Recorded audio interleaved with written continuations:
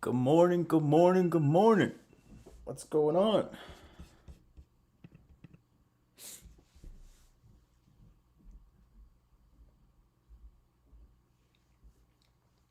Let's wait for everybody to tune in here. It's 8:30.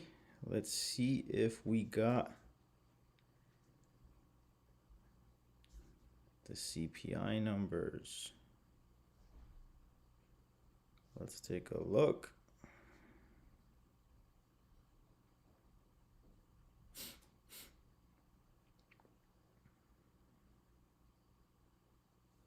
Jobless claims came up a little bit over. CPI was 0.7. Should be a good sign. All right, let's wait for everybody to tune in here.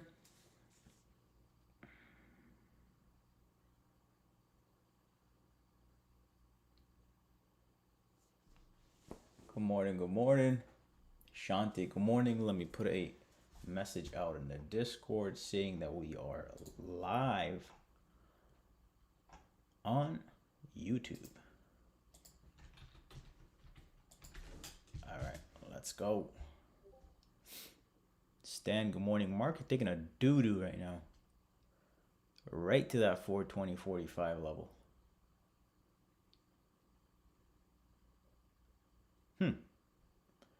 Q's pulled in with it. Everything across the board just took a yank.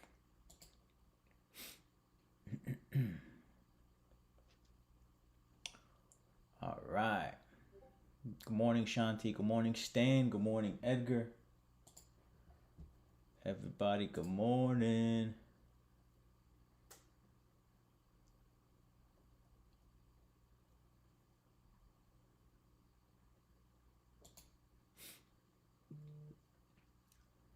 Wendy, good morning. Mark, good morning. Binod, good morning.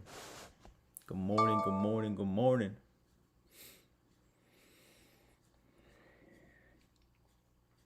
All right, let's wait a few minutes for everybody to tune in here, and then we'll get right into it.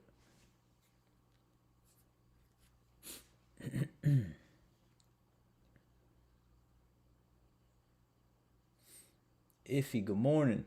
What's going on, my man?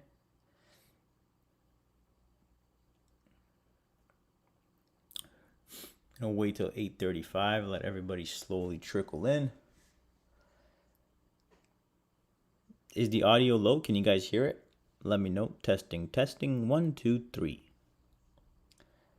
Dodger, good morning. Derek, good morning.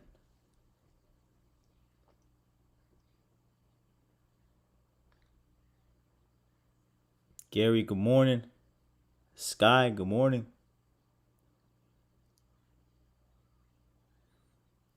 Babish, good morning from Hong Kong.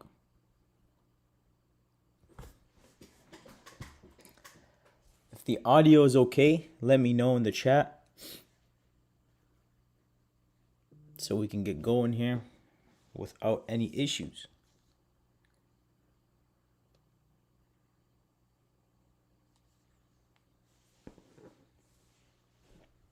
Yeah, when I have multiple screens and monitors up, and I'm doing a stream on my laptop, which is actually to my right. So when I turn to my left to look at the monitors and what's going on with the market, I guess my mouth moves away from the microphone and the volume kind of drops there.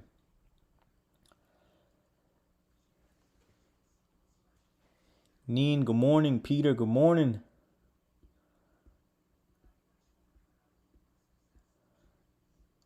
Wendy, all right, everyone's saying audio is good. Perfect. We got SPY back above that 421.30. It seemed like the CPI numbers were, they came in fairly good. The higher the CPI number essentially is, the better for the markets. They see it as bullish. So that yank was kind of interesting. And now we're right back where we started. So might be another flat day here, guys. But we'll take a look and we'll approach it as time comes. All right, we got 8:34. One more minute. For those of you that are already in here, good morning. Go ahead and smash that like button if you haven't done so already. I feel like I'm running a radio host show here and helping you guys to drive to work.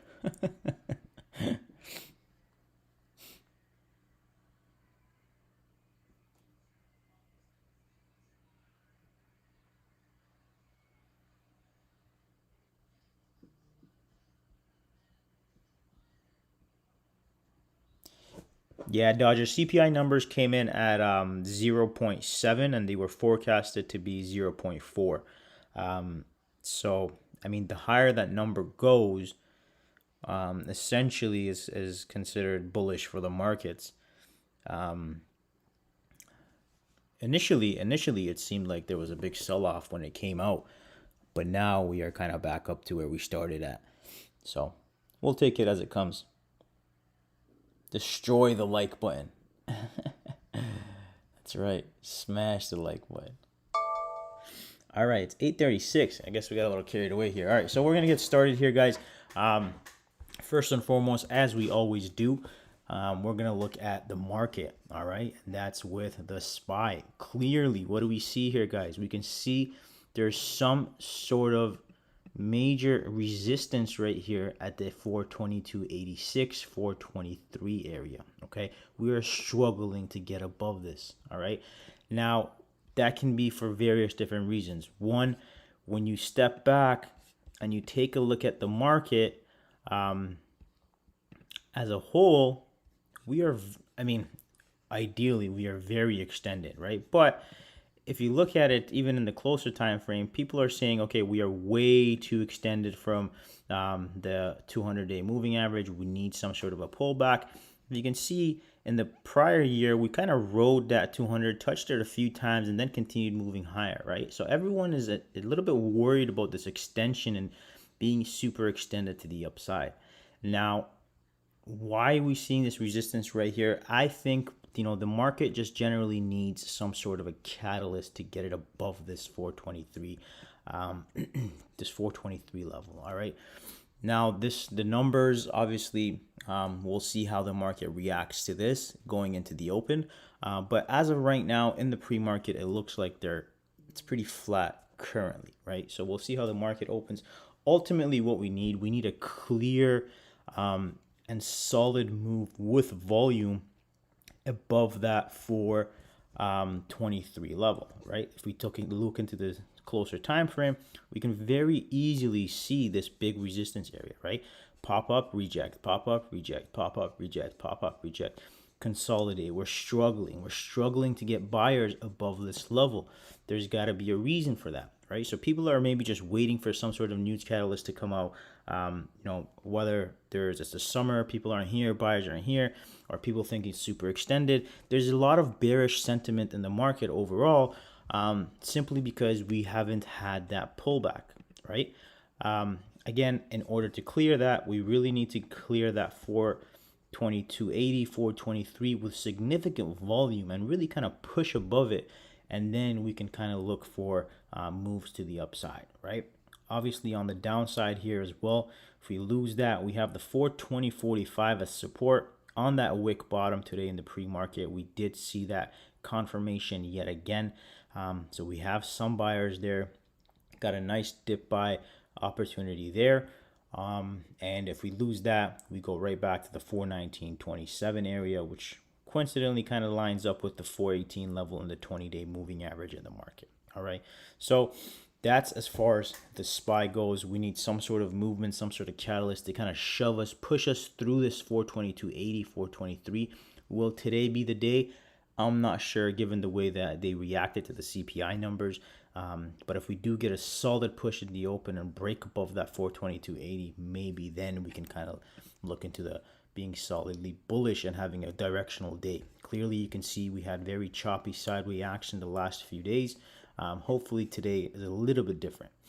Now, as far as the QQQs go, let's take a look at the QQQs. Again, a little bit of a same picture, more, movements in the pre-market on this one, but when market opens, kind of goes sideways, pushes up pre-market, sideways again, sideways again. So similar story here as far as, failing to get above this 338, all right? Again, needs some sort of a sentiment. Looks like the SPY is pushing up here now, right? So let's take a look at the SPY again while it's pushing up. So there we go. We got that push, and we're getting that aggressive. There's even volumes coming in the pre-market here. So we're getting this aggressive push here in the pre-market. Look at that. This is what I was talking about. We need significant pressure, buying pressure to come in, right? So we're getting that big buy right now happening. If we can withstand and hold this level towards the opens and push above this, then we're looking for a good bullish directional move to the upside, most likely today. All right. We have been fairly flat leading up to today. Usually when there is lots of sideways consolidation in the market and you're having a few inside days, essentially you start getting build up pressure, which is going to give you the momentum to explode to one side or the other. All right. Hopefully today that explosion is to the upside. But regardless of which way it decides to go, we'll be there to address the situation. All right. So got sidetracked a little bit with the Qs. Let's get back right into it. Qs, same story again, right? We need that strength to push us above that 338, or we're just going to reject, come back, and get that stuck into that sideways channel that we've been kind of stuck in, 338.19 and 335. All right. So again, we need some sort of catalyst, some sort of fuel to get us out of this little choppy range that we're in. Eventually it'll come, whether it'll be pressure on the sell side or whether it'll be pressure on the buy side. We'll take advantage of it either way. All right. So I'm going to jump into the chat and see if you guys have any questions for me in regards to the tickers that you guys are looking at. A few tickers that are moving. You guys can go ahead and post the tickers that you guys want me to look at, but a few of the stocks that are moving that you guys are all probably watching. One of them is MDLY. Popped up to 1675. Now has pretty significant volume, even more volume coming into it now. Obviously, these are not something that I would trade, but everyone and their moms are looking at these, so I figured I'd talk about them. OCGN, big sell-off on news that they're not going forward with the fast track designation and they're taking a little bit of a longer route for their drug. So you have that big yank on OCGN, and this is why I rarely trade these type of moves, because any day a negative catalyst or an offering can come and you can lose about, let's take a look at here. 50% of your account just got demolished on that one move, and you didn't even have an opportunity to get out. All right. As far as all the meme stocks goes, I mean, this is why I say don't chase the top. Don't buy the top. Always wait for some sort of a pullback. In this case, this thing went to $28, now sitting back at 16. Same thing with Wish. Significant move up here, going back all the way down to 11. All right. Be careful. I'm not showing you guys to tell you these are buys. I'm showing you guys to tell you as just as good as it can go up, it can come down just as quickly. So respect your money and understand what you're really putting your money into, and know what to do with it. All right. So gonna look into the chat here. We got people talking about Time. Time is a ticker that was pumped heavily before the tech sector really took a doo-doo. Lots of people are buried in this thing. There's really not much to it other than it's kind of good. It went sideways.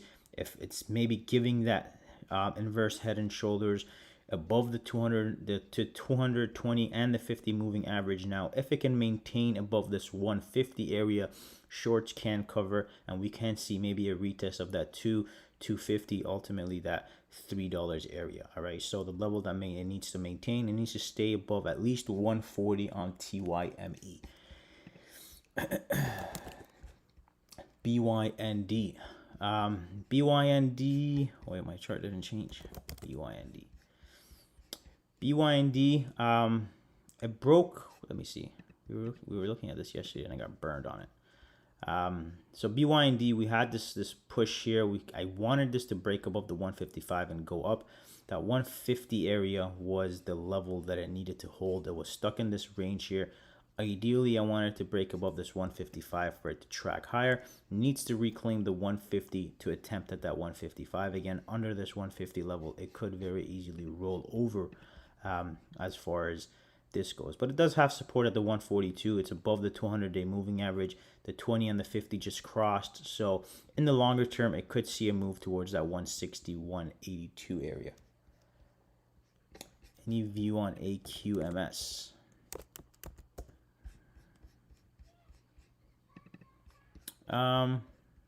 AQMS, same thing. Big run into the momentum themed things. Everything in January and February that was running, everybody chased these. Now everybody's kind of stuck in these pullbacks. Things are starting to look to turn around for these tickers. We are all above the 20 and the 50-day moving average. Ultimately, again, this thing needs to stay above 272 for it to move higher. To get into it right now, I would probably wait. Maybe if it pulls back to the 290 area, you can try a position there with stops at the low of day at around 217. TLRY, thoughts please. TLRY had very strong volume yesterday.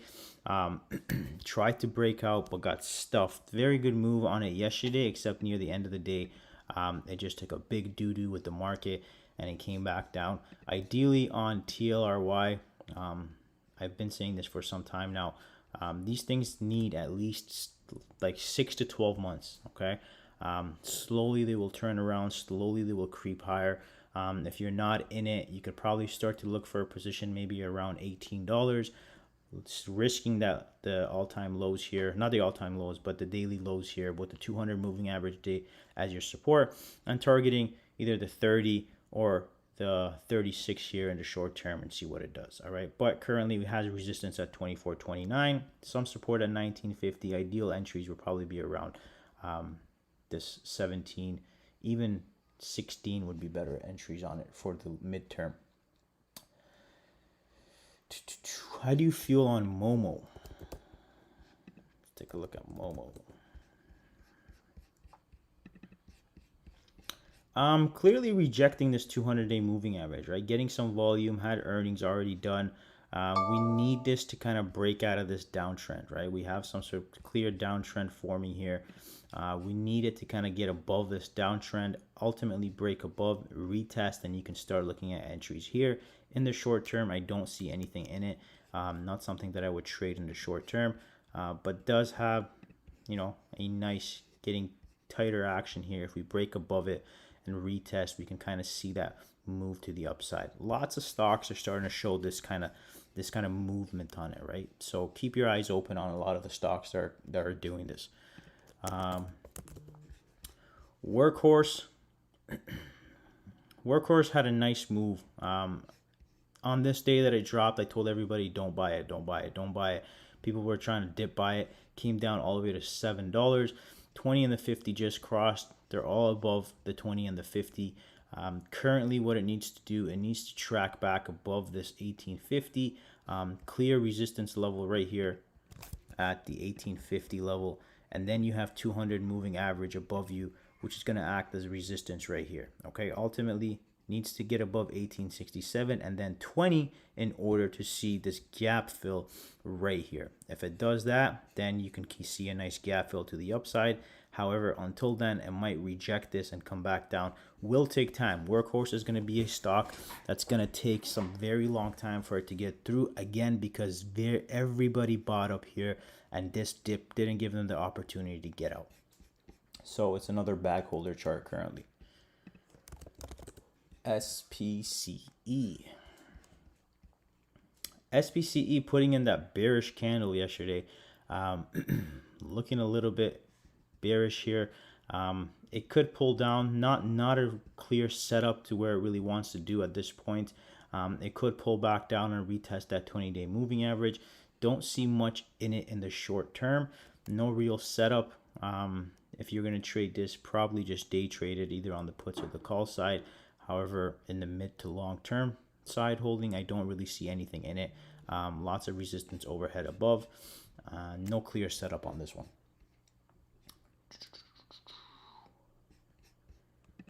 PK, good old PK. Nice. So PK, something we traded in the past. Going sideways here, which is not a bad sign. And considering what's going on, and everything is kind of really opening. Interesting to see what this wants to do. Has some support at that $20 level. Clear rejection here at the 22 and the 23. Very sideways action again on this one. No clear direction of what it wants to do. If you're in it, have stops at around that $20 area. If you're not in it, I think ideally you need a break of that 23 to see it go anywhere. If we can kind of form this, this bottoming or cup and handle, and then break out of this 23 level, you can target the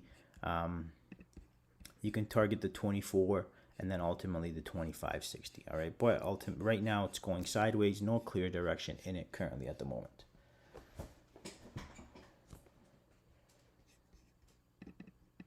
VYGVF. That's one ugly ass long ticker. This big red selling day has me a little worried here. Support right here at around 1550, under all the moving averages. Just recently broke under the moving averages. Looks like it's starting to reject it. If it breaks this 1550 area, it can very easily flush down to this $10 area, which is also the 200 moving average as support. For the bullish side, we really need to get back above the 20-day and the 50 moving average in order to consider this at all on the long side. All right, if you're not in it, I suggest you wait and see clear direction. Other than that, this is going to continue rejecting the 20 and the 50-day moving average. Is it time to sell airlines, stocks like Dell and AAL? You got to ask yourself, has everything gone back to normal as far as traveling goes? And if you think it's peaked out, then you could. Ultimately, I'm not sure what's going on with Dell. They're lacking in the sector, but AAL is doing a little bit better. Personally, I don't think airlines are done. I don't think that it's time to really sell them. With everyone and COVID kind of getting under control here, I think more and more people are going to travel. I think business travel is going to resume. And I think it's got more upside to it. So a few red days, not a big deal here. Coming back into the 20-day moving average here. Should bounce, so should see some support and then continue higher on AAL. Dell on the other side, chart looks a little bit weaker. Needs to reclaim that 47.50 area in order to move higher. Otherwise, it could fall down and break that 45. So watch Dell. Keep it on your watch here. See what it does. Under 45.69, it's going to come down to 45, and then you want to make a decision what you want to do, because then at that point you'd be under all the moving averages and you might just roll over and retest that 200-day moving average.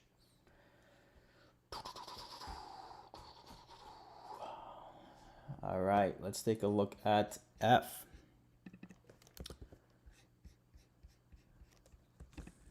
Nice. So obviously Ford, something we've traded in the past, had a nice breakout right here. We took this trade in the room, and we have significant buying pressure increasing. We have a breakout on increasing volume. We have a pullback. The candles are getting nice and small. You're getting bottom wicks on these candles. Selling pressure is decreasing here, and it looks good. It looks good. 1554 currently in the pre-market. Maybe has one more red day in it, but ultimately if it puts in a candle that makes a higher high, you might see that surge in volume come in and kind of push it back above 1580, ultimately that 1675 area. Okay, so keep an eye on it. Daily candles look good. Selling volume is decreasing on a bullish momentum stock. So it does look good. A little bit extended from the 20-day moving average, but when stocks have momentum, you really just want to keep your eye on that 9 moving average. And it's respecting that very well here. All right, Skills. Skills, one of those stocks that's been coming out of that bottoming, that downtrend. This volume right here was the first significant sign of it.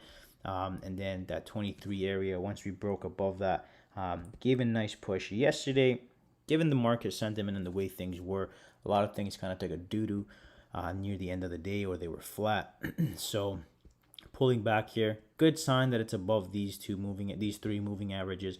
Needed to kind of maintain that level, stay above 20, consolidate, and maybe give us another entry for a long move, because it does have moved to to come up at least to this $27 area, and then ultimately this 32. Okay, so keep an eye on it. Might want to pull back before making a higher move. Again, these are all stocks that need to be at least mid to long term holds on these ones.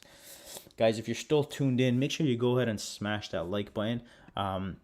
We're gonna go right till 9 a.m. here, and then I gotta get into the room and help everybody out, but we'll go right till 9. Why is NVIS taking off in the pre-market? Let's take a look at what it's doing in the pre-market here. Probably has to do with Reddit. Oh no, so it's being added to the Russell 200 index, all right, on June 28th. So a little bit of a bullish move there. That's the reasoning behind it. And this day that we broke above this 1942, significant push up right here. We're now in that little gap area, and we're pushing back up to 22 again here. Ultimately, it could see 24 before rejecting. This move right here, I think, was a pump by Reddit or WSB, but now we have some news behind it here. So we could very easily test that 24.18 before rejecting on MBIS. CLF, if you're not in CLF, you really need some sort of a pattern to get in. Stock is currently sitting at 24.38. Very strong move on it yesterday. That resistance level 23.55, staying above that currently. Might have some more in it today, but I wouldn't be chasing it up here. You would have to wait for a pullback at least 23.50, and then have stops, a little bit below that. But ultimately, it does have room to move to 26.97. But this stock tends to move very slow, so it doesn't make these kind of moves often. But with these kind of volumes coming into it, it might make that move to the 26.97. Keep an eye on it. It might have one more day momentum on it, but don't be trying to hold this thing long term at these levels up here. Okay, so it's got to be a quick day trade on these things.